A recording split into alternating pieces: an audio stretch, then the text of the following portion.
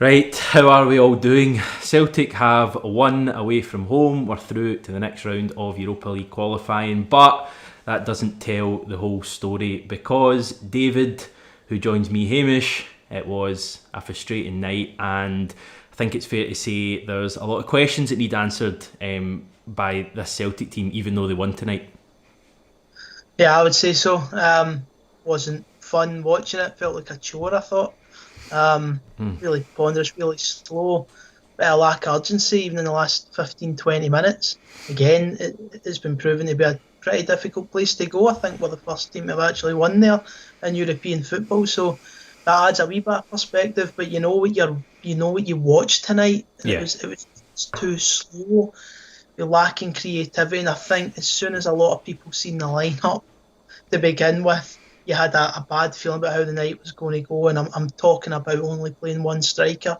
I don't know why the manager's doing this so often, but it's taken away from what's been pretty good about us so far at the start of the season. But we're through. We've managed to get through it, but I'm not taking anything for granted in the playoff round watching that. It had a very worrying feel about it, that second Yep. half, and I don't know about you, but when Riga had a few kind of breakaway opportunities, nothing massively clear cut, but they had a couple of chances. My heart was in my mouth. I was very concerned, and the game, I don't know if it was the fact it was away over in far-flung Eastern Europe, or whether the fact there was no fans there or whatever, but it had that kind of horrible European exit feel about it. You know, the same kind of feeling you get in Bratislava all those years ago. And I'm not comparing those two, but it had that horrible feeling. And honestly, despite us having all the possession and territory, if you'd asked me with 10 minutes to go, what way is this going to go? I was edging towards Riga just because I just felt it had that horrible feeling about it. I thought it was a really poor performance. I want to kind of choose my words carefully here because we like to back the team in this channel and not criticise needlessly. But I thought the performance was verging on a disgrace at times. I thought it was a really, really bad performance in such a big game. But I suppose we won. It's a tie we sort of looked at the start when it was drawn, and a lot of people were kind of maybe not chuckling, but just not taking it seriously. I maybe fell into that trap a bit myself. You see Riga and Fiore come out, and you think easy days, but we're just not good enough. I don't think to be behaving like that anymore. Call it a disgrace. I'm always wary of using words as destructive as that. I don't know if it was a disgrace as such, but it was a real concern. I just don't understand some of the manager's decisions. Don't understand his hesitancy to change his game as well. You could have seen after the first half it wasn't going the way we liked, but there's just no real changes to it. For me, I did feel okay for the first half hour. I thought maybe just edging their way into the game. And I thought there was moments where they started to improve a little bit and start to take the game to the Riga backline, but you start to get into an hour, 65, 70 minutes, freakish times of the game, and you're just thinking to yourself, like you say, it has disaster written all over it. I'm really glad we managed to avoid that. We really don't need that just now. But there's so many concerns. The team's just not progressing the way we would like just now. It's Yeah. not clicking, and I think that was maybe their 10th competitive game tonight as well. So let's not say it's 2 or 3 into the season anymore. We need to be doing better. We need to be playing better. We need to be attacking with more verve. And there's a lot of underperformers. There have been big heroes for the club in the past, but there's a lot of them underperforming at the minute.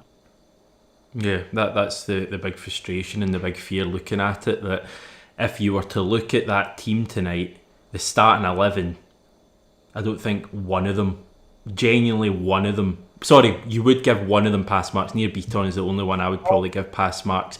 Frimpong was the other one who was brilliant. He obviously didn't start the game. I thought some of the comments coming in here are spot on. I think I saw Frimpong described as heroic in a way there. In many ways I agree. I thought Frimpong was excellent in the second half, and by the way, he now has to start an extended run of games. Forget about James Forrest. I really like James Forrest. Forget about him for now. Frimpong is a much better option in this team, and I thought he and Beaton were the only two players. But for two players to to play well in a team and a subs of 14, whatever it was, is massively disappointing. And if we don't score that goal, we're currently sitting watching Celtic in extra time on the verge of penalty kicks and going out of Europe, and who knows where we end up in that state. I'm wanting to give this Celtic team the benefit of the doubt. There's a lot of new players, there's a new spine to the team. We've got a new goalkeeper, a new centre back, a new centre forward when he plays, but I'm concerned. I'm massively concerned. I mean, we've performed better at Celtic Park, but even Hibs coming up on Sunday, that game gives me the fear big time when I look at tonight. I wouldn't say Hibs give me the fear, but we just know they've got the players that can do some damage. You're right about Frimpong. All he was missing was a cape tonight. He was absolutely terrific. The way he was starting down that right hand side, he was superb. And there was actually just some freakish moments that stopped him from getting another couple of assists. He was electric. It was what Lennon thinks Forrest is. And I do think that Frimpong has done enough now to deserve a wee run in the team. The manager will decide that. But you're right to highlight Beaton. He was terrific, by the way. So composed tonight. Made some real crucial blocks, some good challenges. Best defender on the park, and I'm including him over Duffy in that as well. He was superb. Wouldn't mind Beaton getting a run of games. I'm surprised that he's a reserve so much in this team. He's had, I believe, 2 90-minute games all season. I might have to change after looking at tonight. There's a few things that need to change in that Celtic team. No, a lot. You're looking at Hibs on Sunday and you're wondering, do you trust Neil to put out the best team that can possibly win that game? And I'm thinking no. Just now is a genuine, hand and heart admission as to whether I think Lennon will give us the best chance to win the game. I don't think he will. Yeah, that's a massive concern for me as well. Just looking at the team tonight, and Riga, had 11 men behind the ball for the vast majority of the game, if we're honest, but just how unlikely we looked to be able to cut them open. We just lacked that dynamism. It was constantly out to one fullback, inside Greg Taylor. I mean, how many times did he pass the ball to Christopher Ayer tonight? There's a running joke amongst the Celtic support, but it's a joke that's built on what fans are seeing. It's what happens, tens of, probably hundreds of times during a match. And I think that's why Frimpong's performance stands out to us Celtic fans so much, because he was the only guy, the only attacker on that pitch that actually said, I'm going to go and try something here. I'm going to run at a man, fearless running, and I'm going to try and create something. And we're badly missing that at the moment. And I can't quite put my finger on why, because in theory, players like Ryan Christie should be able to cut open defences. Odsonne Edouard, who, for me, there are big concerns over now. Massive concerns given the way he played tonight about where his head is, whether he's fit or not. I can't lie, I've got big concerns over that. Callum McGregor, another player for me not performing at the top level. He was great at the weekend against Livy, but he's not playing at his top level now. And then you've got the fullback problem as well, the wing-back problem.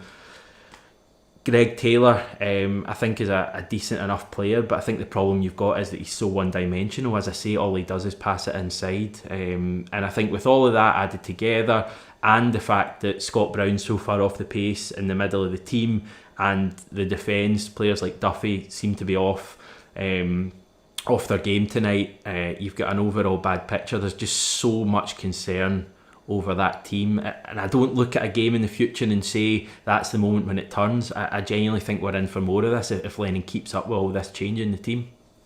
I just don't think there's enough complete performances from this team. There's not been, try to think, going back, maybe Kea Reykjavik, but I mean, look at your opposition where you're thinking to yourself, that was a complete performance. Everything about that display today was great. Even the recent 5-0 win in Dingwall, County had some real chances. Again, I do think the 3 at the back has something to do with that, with regards to how many chances you'll concede with that shape. But I just don't think, when you're playing 3 at the back, I don't like the 3-5-1-1. That's absolutely useless, I think. It's just going back to an isolated striker again. Yeah, you're spot on. Whilst creating more gaps in your defence. I don't understand it. I heard Neil bigging it up yesterday, sort of saying, well, we can go 3-5-1-1, that's a more conservative way of doing it. No, for me. It really worked tonight, didn't it? No, I don't think it works at all because I don't think we get enough when Ryan Christie's just playing off Hudson Edward. Who you're right, not just tonight. Edward's been poor. It's been the last few games, if we're going to be He's honest. doing this frustrating thing at the moment where he's exactly, it's as if he can do it all himself, and he's the best player in our team, so immediately opposition teams are going to put 2 and sometimes 3 and even more sometimes men on him, and he still thinks he can do it all himself. He tries to skin them all, and he ends up just looking like, in like FIFA or Pro Evolution, when you get the ball with like Lionel Messi and you try to skin everyone and you get tackled. That's what he looks like, because he's just not releasing the ball, doing what he used to do. It's funny because I'm pretty sure when Rangers come to town in October 17th, when they come to town, I'm sure Edward will start releasing the ball in that game and he'll start making all the right decisions. But I think when he plays the likes of Riga, when he plays the likes of St Mirren, he thinks, kidding me on, with this kind of opposition. And he does think he can do things that, he maybe can. He maybe can run past 6 or 7 St Mirren defenders or Riga defenders. He needs to use his teammates a wee bit more, and that in turn will help him get into better positions and get better scoring opportunities. Fabulous player, but he's going through a wee rough patch. Then again, it's a transfer window. Maybe this is the best time for him to go through a bit of a poor. But it wasn't great tonight. I'm just relieved more than anything, because it would have been so embarrassing to go out to Riga, regardless of how they've done at home. So I'm happy in that respect, but with regards to the overall performance, just so many concerns. Hibs don't look easy on Sunday, man. It's going to be a tough game. Yeah, I've got the fear about that game. Sorry, we're over 10 minutes into this video and I've not yet mentioned the wonderful people who are watching this video. We really appreciate you giving up a little bit of your, what night is it, Thursday night, to watch me and David chat about Celtic. If you've got any thoughts, questions on the game, I'm trying to put some of the ones up on the screen. So far there's loads of good stuff coming in, but I think it was just a really concerning night. I think we've kind of covered that part of it. You could look around the team and there was concerns there. You might be right about Odsonne Edouard. I just don't think it. I've never been one that thinks Odsonne Edouard's for the off or he's down tools, but see, when you see a performance like that tonight, you can't help but think it in your mind that there's something up with him. Now maybe it's that he's injured, maybe that's the problem. I don't know, man. I can't sit here and say that I think he down tools. I'm not having that. I don't think he does. I think his mindset is maybe it's his style. Stronger than that. I think he does give a laid back approach. He always has. But when he's poor, that laid back approach can make him look as if he's just not interested. I don't buy that for a minute. Why wouldn't he be interested? Why would he not bother? If he's got teams watching him just now, why would he not want to go in a Europa League qualifier and show that he's a cut above? I don't buy this sort of stuff. There's something up with him. There's something big up with him. I mean, he's in a poor run of form. I mean, do we have to delve too in that? So, I mean, I don't know. Listen, he started the season okay, didn't he? I mean, it's what, the last 3 or 4 games, he's not been too great. If he scores against Rangers, he's a world beater again. So, I mean, we have to put into perspective a wee bit. It's a few games. He is in a poor run of form, but I don't think we need to investigate it too much as if there's something mysterious about it, or as if he's for the off. I don't buy it, to be honest. I'm concerned. I'm looking at what I saw tonight, and there's something not right there. It may well be injuries. I know he played at Tannadice earlier this season, and had an injection prior to that one, so maybe there's something in that. But there's just loads of players that I look around at the moment and they don't look, I don't know if interest is the right word, or if we just look really kind of out of kilter. I don't know if it's my opinion is that it's the constant changing from Neil Lennon. Every single game, Ajeti's in 1 minute, Edward's in the next, they're both out, and then they never play together. And then defence, you get Beaton coming in, Elhamed starting some games, Julian not starting, Duffy starting.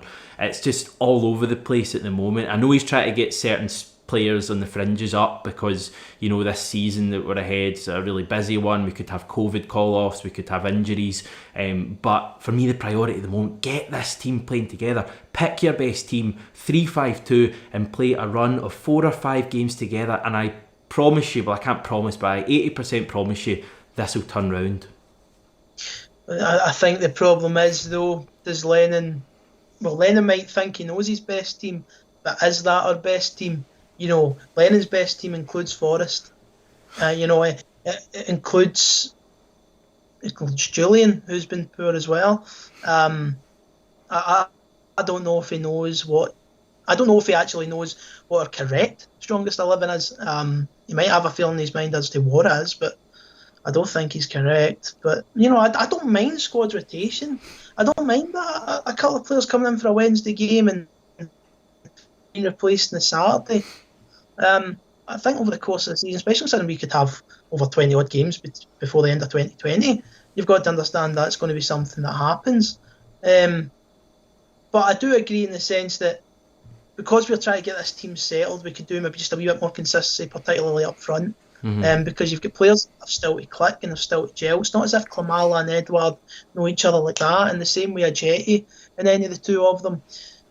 Another thing we talk about Edward, though, you were saying if you think he might be injured, why is Ajeti not starting then? Why is Klimala not getting a game?